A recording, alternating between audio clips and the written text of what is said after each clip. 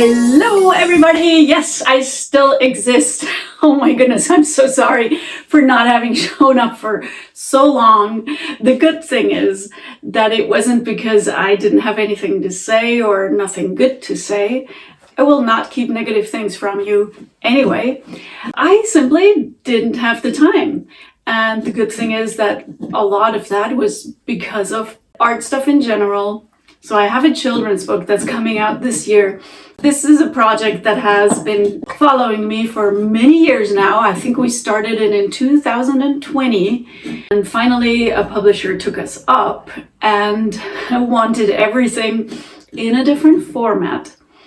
And this is a book with 30 plus illustrations. Oh my God, so much work. And I had to just prioritize that. Alongside of this, I had a lot of exhibitions, and exhibitions take a lot of time. My goodness, they take so much time. So it's been very, very good, very, very busy. Aside from the digital art for the children's book, haven't painted a whole lot. I was suffering that a little bit because the art from the digital children's book, it looks hand-drawn, but it's all digital, and it's from so long ago, from before the Milan Art Mastery Program. It doesn't really look that much like me anymore, though a little bit for sure, but you know, I would do it differently now. I'm really looking forward to being a published illustrator. That is, of course, awesome. I have also been painting and going to exhibits. So this is my wrap up of quarter 3 and 4, but also actually of my first year after the Milan Art Mastery Program. I'm pretty sure, because I know when I decided whether I was going to do the program, I really wanted to know how people are doing. And I have to say, it's amazing. I would never, ever be where I am at now without that program. So I started doing exhibitions in March, I think, but then it really took up speed in August. I did a lot of exhibitions in fall. My first real big exhibition was in Switzerland. I did a crowdfunding for it. It was an art fair, and I did a crowdfunding because it would have been super expensive. And that's the first thing I want to say.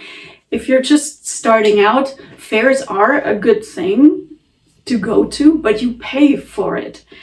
And I would really recommend somehow getting funding for it or choosing fairs that are not super expensive, because otherwise they might leave kind of a sour feeling if you're not selling. Because then to you, it's going to look like you're just getting into debt instead of making money.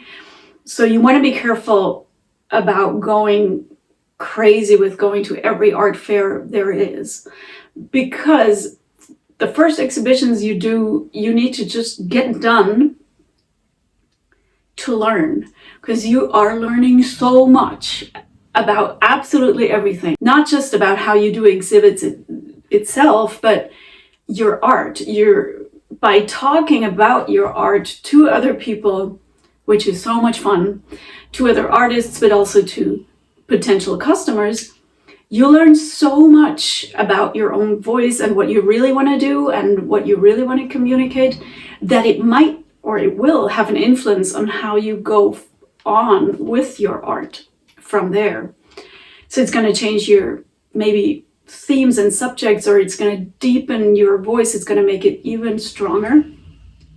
So you want to get the exhibits over and done with, but not maybe spend that much money on them. So I didn't, and it left just such a great feeling. And then the other exhibits that I did in fall, they didn't cost me anything except for, you know, what it costs. You're gonna have to have stuff framed. You're gonna need a transport. You might have to rent a car. So there are enough expenses still that you get even if you do free exhibition options. And it's going to hurt a little bit because it is still going to be hundreds of euros or dollars probably. And you want to limit your expenses a little bit until you make your first income, because otherwise you're going to feel at some point it's going to somehow exhaust you. We all know it's not only about making money, but if you're taking it seriously, you're gonna at some point want to make some money. So the year ended with a huge thing for me because it was in December 24 where I went to an exhibition at a castle nearby, and I loved it so much. And the artists that were showing were like, you know, artists I'm really looking up to, hoping to be there at some point. And after the exhibition, I contacted the organizer and just said, hey, I would be interested. But he was kind of not that friendly. He was like, yeah, don't we all want more exhibition options? Because he's an artist himself. And I was like, okay, that wasn't a very helpful contact. And I forgot about it. And in October, he contacted me, October 25, saying, hey, you know, I'm doing that exhibition at the castle again, and I never forgot one of your paintings yet. And I wanted to ask you if you want to take part. Huh?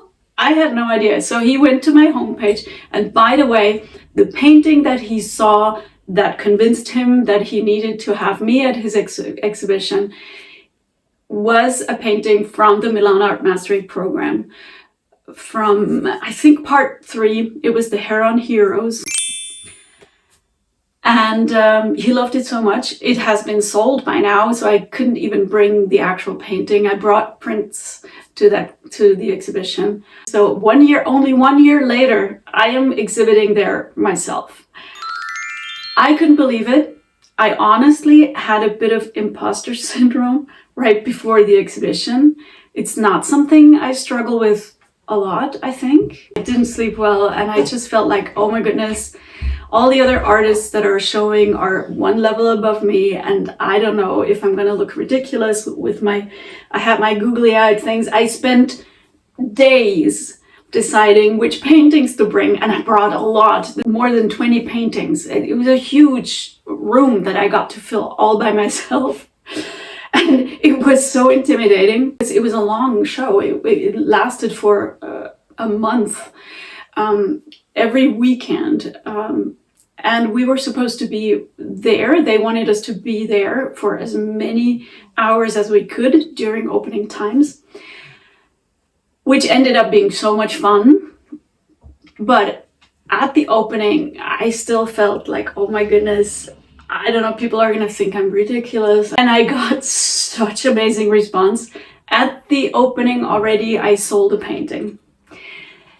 Then the coming weekends, I talked to so many people, and it was so interesting to see how they react. I learned so much, again, from who reacts to my art and why they react. I had such great talks with people. It's just been amazing, beautiful.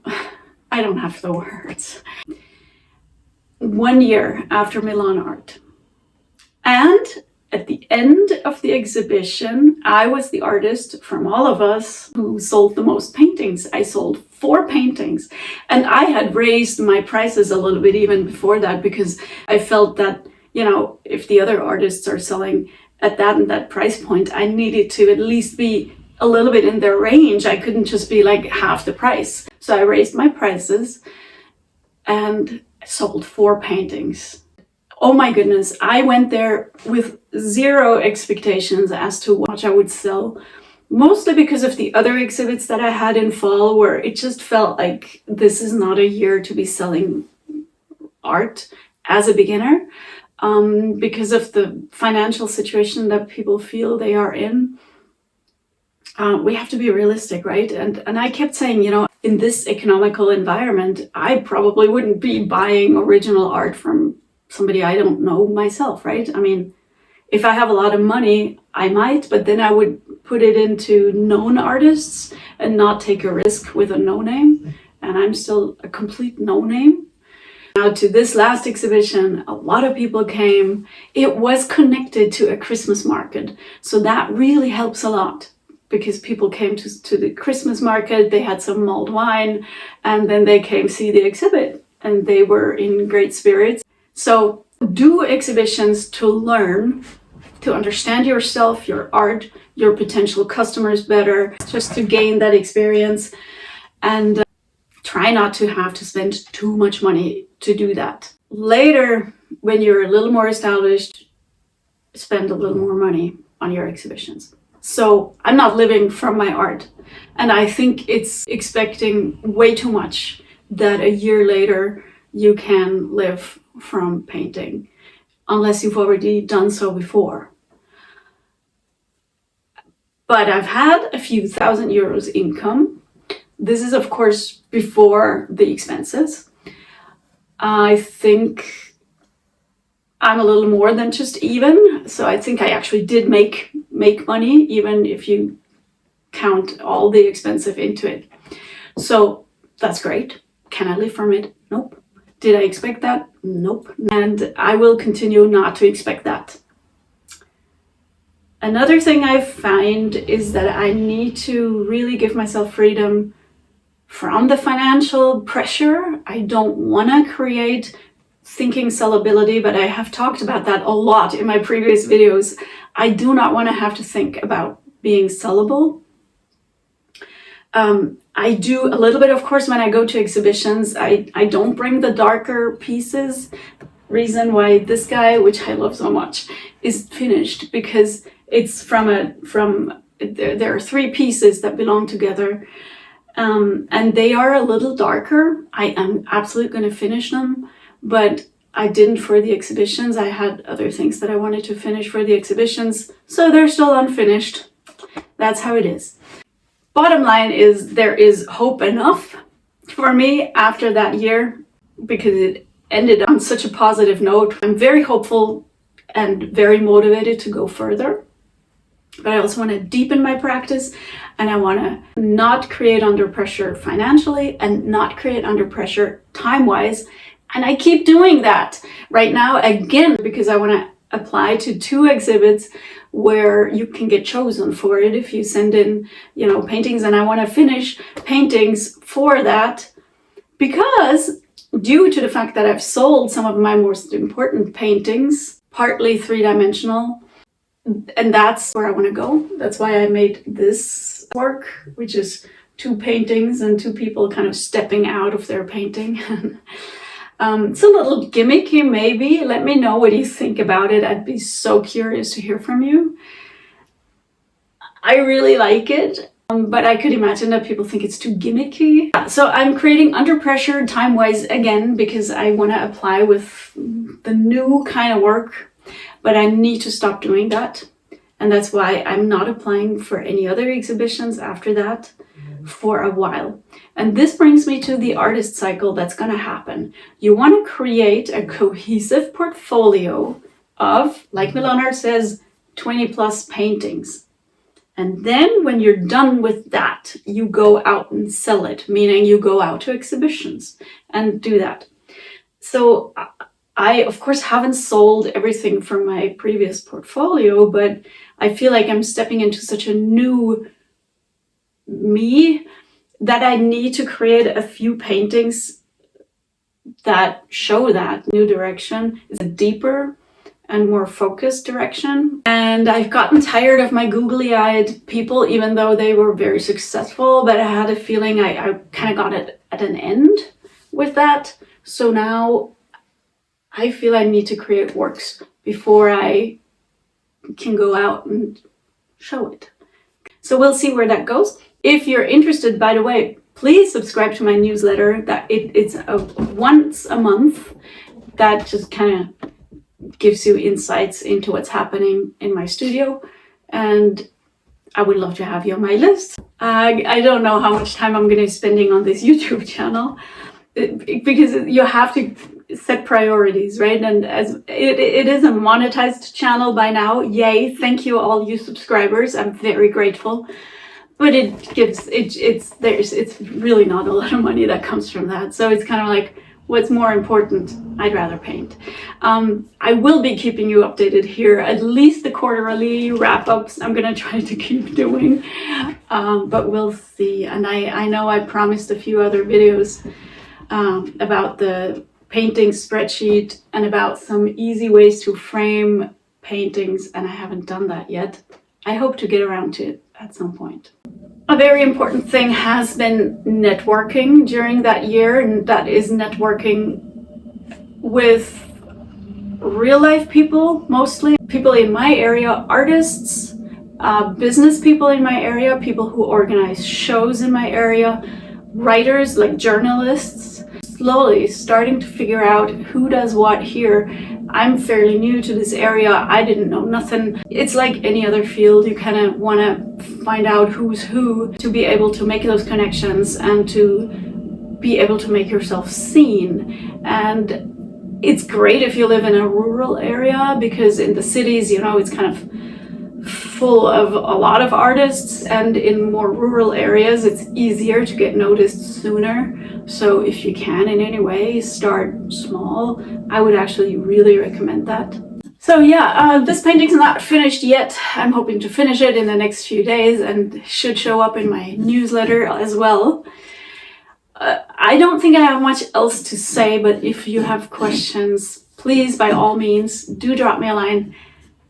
Last thing I want to say, the next season of The Outstanding Artist is coming out. I'm very excited.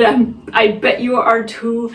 And I'm very tempted to, I'm not promising because I don't have so much time, but I'm very tempted to paint along. So week by week, take the prompt they got and give myself the exact materials, time to also come up with something. If you think that's a good idea, and if you would like to also then on my channel show what you have created, I think that could be a cool thing, because I think we all artists need to support each other. So you could all send me in whatever you did, and then I show it in a next video. If you like that idea, if you also feel like you want to challenge yourself and paint along with the competition, let me know. I would love to hear from you. Also, if you just have any other comment. So thank you very much for watching. I'm not going to keep you any longer. Go set some priorities and maybe go paint. I shall edit this video now quickly and send it on its way. Thank you so much. Take much care. Well, bye bye.